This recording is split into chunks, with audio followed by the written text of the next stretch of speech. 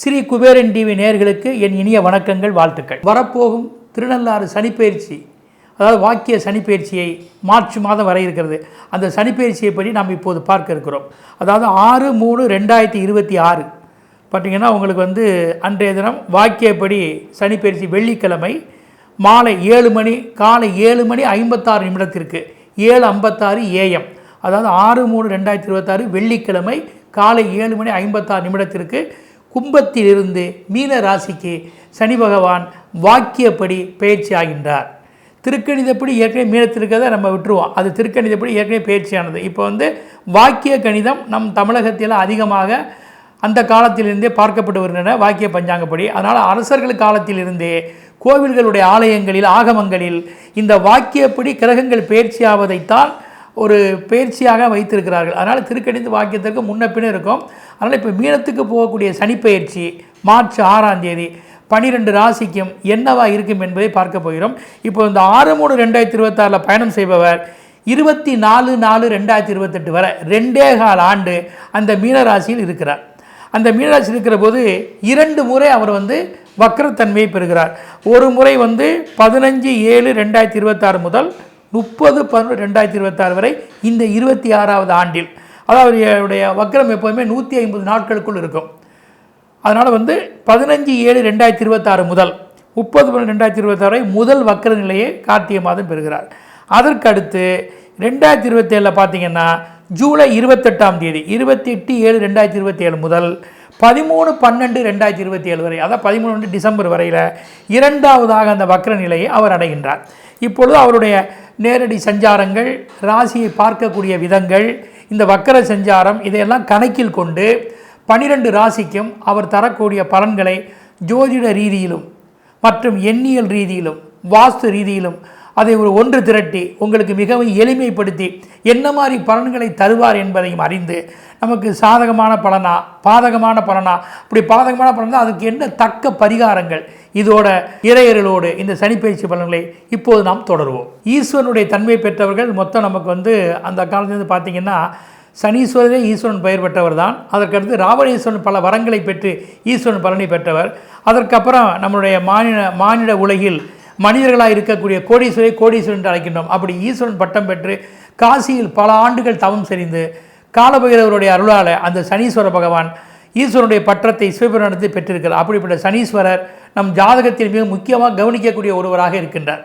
அப்படிப்பட்ட சனிப்பெயர்ச்சி வருகின்ற பொழுது யாராக இருந்தாலும் இந்த சனிப்பெயர்ச்சி நமக்கு என்னவாக இருக்கும், எப்படி இருக்கும் என்று எல்லோருமே ஆண் பெண் இருபாலருமே நமக்கு வரக்கூடிய பலன்கள் என்னவாக இருக்கும், எந்த வகையில் கவனமாக இருக்கணும், எந்த வகையில் நன்மைகள் பண்ணுவார், என்ன ஏது அப்படி ஆலய வழி இதில் நீங்கள் நம்ம சிறப்பு பெறுவது எல்லோரும் தெரிந்த விஷயமே. இப்படிப்பட்ட சனிப்பெயர்ச்சி உங்களுக்கு மீன ராசிக்கு போகின்றார். இப்போ குருவுடைய வீட்டுக்கு அவர் பயிற்சி ஆவதால் இது நம்ம ஒரு பொதுவாக ஒரு சுபகிரகத்தினுடைய ராசிக்கு அவர் போகிறார். இது எப்படின்னா ஒரு சுபகிரகத்தினுடைய ராசியில் சனி டிரான்சிட் ஆவதால், பயிற்சி ஆவதால் பெரும்பாலும் தன்னுடைய கெடுபலன்களை தர வருகின்ற போது கூட குருவுடைய வீடாக இருப்பதால் நற்பலனோ தீய பலனோ, நற்பலன்களை சற்று தாமதமாகவும் மெதுவாகவும் அமைய வைப்பார்.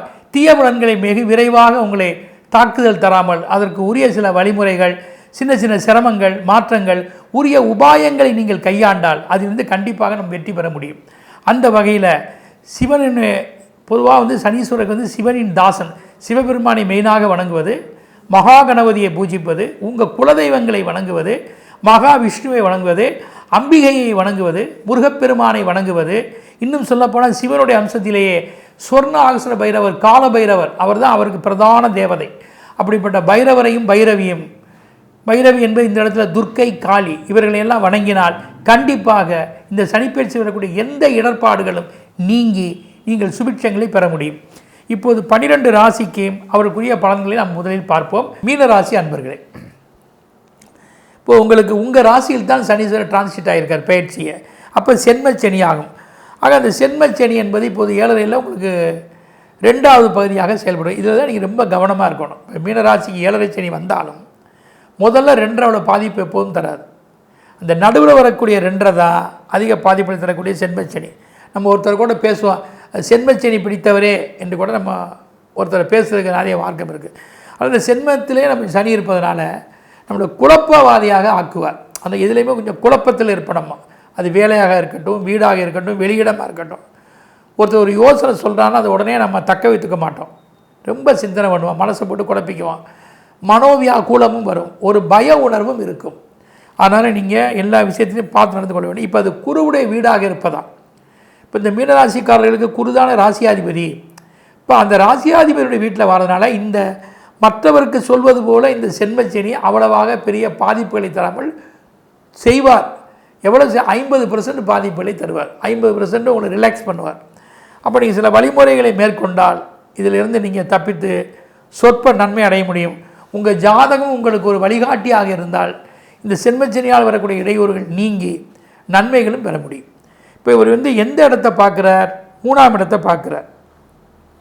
இந்த 3ஆம் இடம் என்பது உங்களுடைய முயற்சி, பயணம், ஒரு வித்தை, வெற்றி, விளையாட்டு, விமர்சனம், கம்யூனிகேஷன், தகவல் அனைத்தையும் தரக்கூடியது.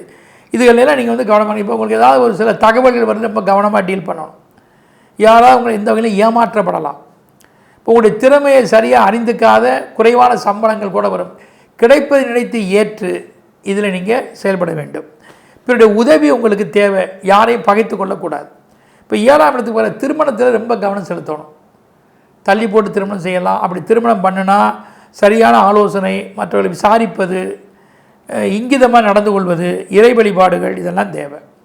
கூட்டு முயற்சி செய்யக்கூடிய ஏதாவது தொழில் வியாபாரங்கள் இருந்தால் இப்போதைக்கு வேண்டாம். 10ஆம் இடத்துக்குடைய பார்வை, சொந்த தொழிலில் நீங்கள் ரொம்ப ஜாக்கிரதையாக இருக்கணும். உங்களுடைய ஆவணங்கள், முயற்சிகள் இதெல்லாம் சரியாக வச்சுக்கிறோணும். கணக்கு வழக்குகளை சரியாக வச்சுக்கணும். ரைடு வரலாம், பணம் போகலாம், பணியாட்களால் நம்ம ரகசியங்கள் வெளிப்படுத்தி பாதிப்படலாம், கௌரவத்திற்கு பங்கம் வரலாம், இவையெல்லாம் ஏற்பட வாய்ப்பு இருக்குது. அதனால் நீங்கள் ஆரோக்கியத்திலும் சரி, குடும்பத்திலும் சரி, தொழிலிலும் சரி ரொம்ப கவனமாக செயல்பட வேண்டும்.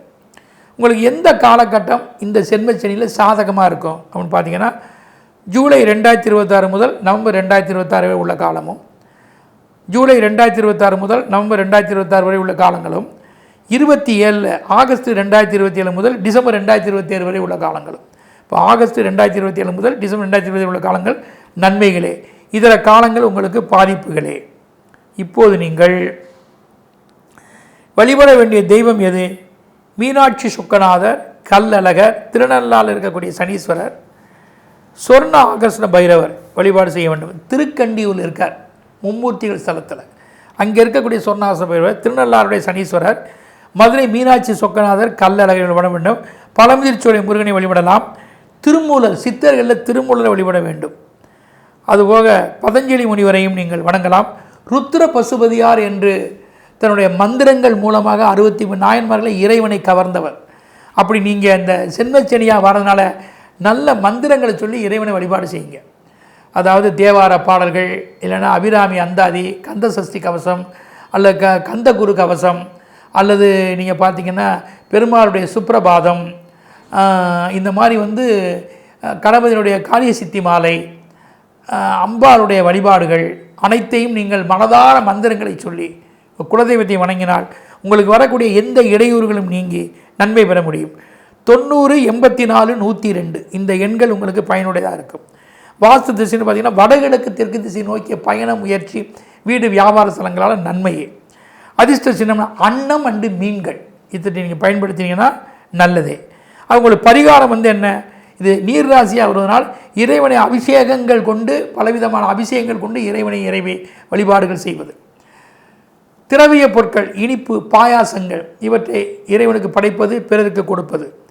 அதுபோக சுப வஸ்துக்கள் என்று சொல்லக்கூடிய அந்த அர்ச்சனை பொருட்கள், நல்ல நறுமண வஸ்துக்கள் இவற்றெல்லாம் இறைவனுக்கு படைப்பது. திரவிய பொருட்கள், நீர் அபிஷேகங்கள் கொண்டு இறைவனை வழிபாடுகள் செய்வது, வஸ்திரங்கள் சாற்றி மகிழ்வது, உங்களால் முடிந்த அன்னதானங்கள் செய்வது, இவை அனைத்தும் இந்த சென்மச்சனியிலிருந்து மீண்டு சனீஸ்வருடைய அருளாலும், உங்கள் ஜாதகத்தில் இருக்கக்கூடிய நல்ல கிரகங்களுடைய அமைப்பாலும், குலதெய்வனுடைய ஆசியாலும், இறையருளாலும் ஒரு நல்ல வாய்ப்பை நீங்கள் அடைய சந்தர்ப்பம் இருக்கின்றன.